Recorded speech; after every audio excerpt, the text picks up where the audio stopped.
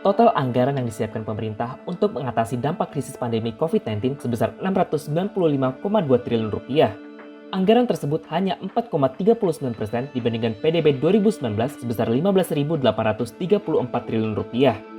Secara persentase, angka itu relatif kecil dibandingkan krisis moneter 1998. Pada saat itu, PDB Indonesia sekitar 1.600 sampai 1.700 triliun, tapi pemerintah memberikan bailout sekitar 36% dari PDB, yaitu sebesar Rp600 triliun. Anggaran ini untuk menstimulus krisis yang menghantam supply side dari dalam.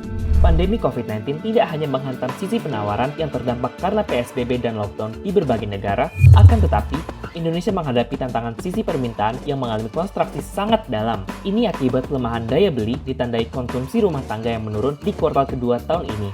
Persentase stimulus dalam penanganan pandemi COVID-19 jauh lebih kecil dibandingkan negara G20 maupun BRIC.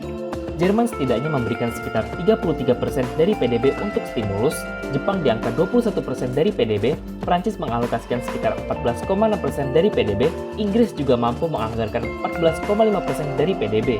Selain itu, Amerika Serikat mencatatkan 12,1% dari PDB. Selanjutnya, Kanada di kisaran 11,8%, India dengan 10% dari PDB, lalu Afrika Selatan melalui 8,6% dari PDB, dan terakhir Brazil menempatkan setidaknya 5,5% dari PDB.